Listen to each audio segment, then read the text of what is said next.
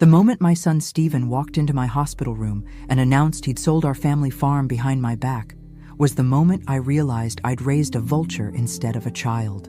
"You're dying anyway, Mom," he said, pulling out his phone to show me some real estate document like he was sharing vacation photos. "So I figured I'd get the money now instead of waiting for probate." That's when I smiled and delivered the words that would haunt him for weeks. "Too bad you didn't wait, sweetheart. You would have inherited the farm and everything I had buried in the backyard. If you're watching this, subscribe and let me know where you're watching from." Let me take you back to how we got here, because Stephen's betrayal didn't happen overnight. It was years in the making, and I was too blind to see it coming. 3 weeks ago, I collapsed in my kitchen while making Sunday dinner. The pain in my abdomen was so fierce I thought I was being split in half. Stephen found me there an hour later, curled up on the linoleum floor like a wounded animal. Instead of panic or concern, his first words were about the mess I'd made when the soup pot fell. At Kansas City General, Dr. Morrison delivered what we thought was a death sentence: pancreatic cancer, stage 4, maybe 6 months if I was lucky. Stephen's reaction was telling. Not tears or questions about treatment options, but an immediate inquiry about my will and whether all the paperwork was in order. The family farm had been in the Thompson name for 4 generations. My great-grandfather had claimed those 150 acres in 1889, and every Thompson since had worked that land with their own hands.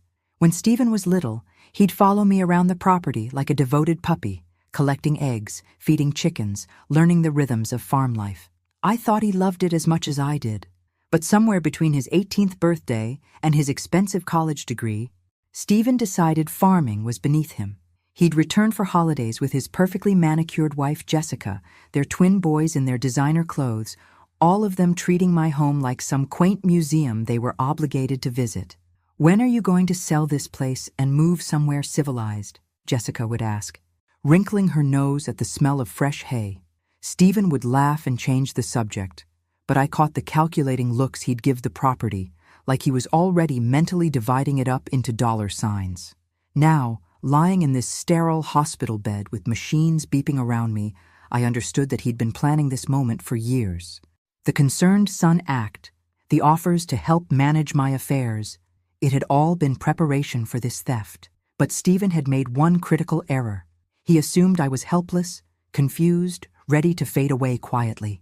He had no idea that behind my grandmotherly facade lived a woman who'd survived the Depression, raised a family alone after my husband died, and successfully managed a working farm for 40 years. The fool also had no idea what I'd actually buried in that backyard.